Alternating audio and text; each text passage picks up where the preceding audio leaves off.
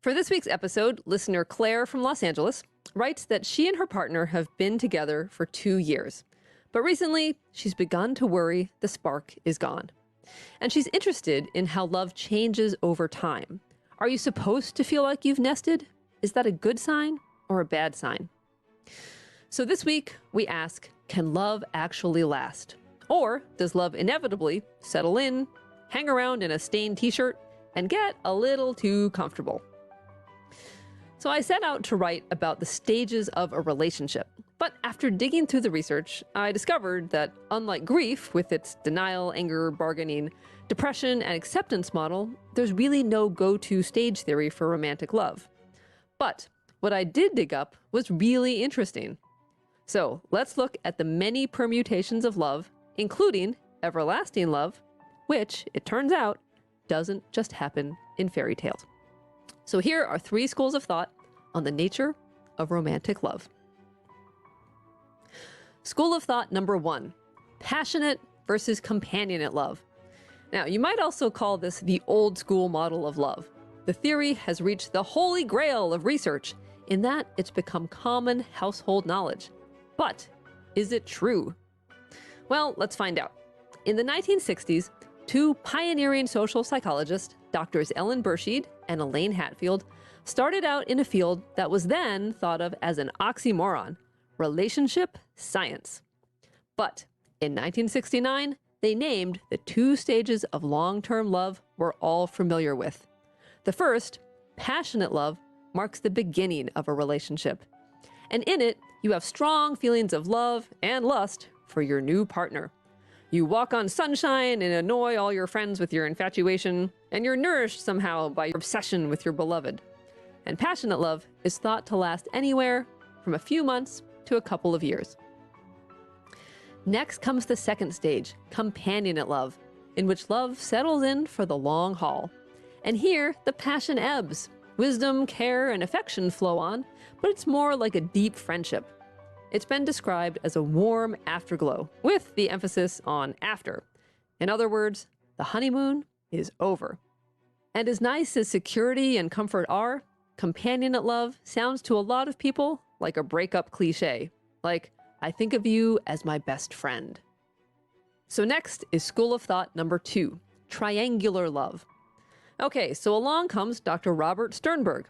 His 1986 triangular theory, not to be confused with that mainstay of soap operas, the love triangle, thought about love as a mix and match outfit of 3 parts. And the ingredients are these: passion, intimacy, and commitment. So for example, mix intimacy and passion, but leave out commitment, and you get the obsession of passionate love. Then intimacy plus commitment, but no passion, that's companionate love. Just passion, you're in lust. Just intimacy, you've got a friend. And in the elusive type of love that Sternberg called consummate love, you get all 3. Though he noted that over the course of a relationship, passion slides, intimacy grows, and commitment rises, but eventually levels off. Now, Sternberg's theory moved the field forward because it wasn't a one-size-fits-all model, and it accounted for many different kinds of love. But it also carried forward the passionate, companionate paradigm that after that initial spark, the passion inevitably dies out. Which brings us to school of thought number 3, everlasting love. So even many years later, the prevailing idea is still that love dies, or at least fizzles, which is just sad. But more importantly, it doesn't match up with people's experience. Indeed, in a 2012 paper in Social, Psychological, and Personality Science, more than 35% of people married 30 years or more reported being very intensely in love. And so the researchers wondered what was up with that. So to find out, some of the same researchers did another study. They used fMRI to scan the brains of people in long marriages, an average of 21 years, who, in the best part of the study, were recruited by ads that asked, "Are you still madly in love with your long-term partner?"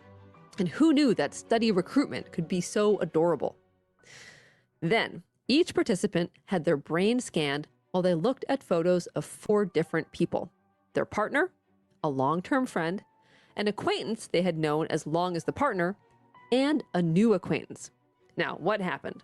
Well, when participants looked at the picture of their partner, they showed increased brain activity in the dopamine-rich areas that drive reward and motivation, the same areas that light up with food or drugs. But guess what? Not only did this not happen with pictures of the friend or acquaintances, but the parts of the brain that showed increased activity were the same as in individuals who were newly in love. So in other words, neurally at least, long-term romantic love can look pretty much the same as a new relationship. So take that, companionate fizzle. Okay, so after all this, what conclusion should our listener Claire come to? Well, there is no one right answer. Long-term romantic love is, we now know, certainly possible, but obviously not with every relationship. Sometimes it's not the right match from the get-go. Sometimes you just grow apart over the years. And most people need a few relationship tries at bat before they hit that home run. And even when you do find the right match, there is work to do. Indeed, you don't get a takeout version of a soulmate, a finished product delivered right to your door. Instead, a soulmate has to be home cooked, made with time and care. To sum up, at a wedding I recently attended, the officiant made a point of saying to the bride and groom, instead of wishing you good luck, I wish you good work. But it's not thankless work. It's work that, done well and with an equally committed partner, can make you one of those people who answered that ad, saying, yes, after all these years, I am still madly in love. That's all for this week. I'll see you then for a happier, healthier mind.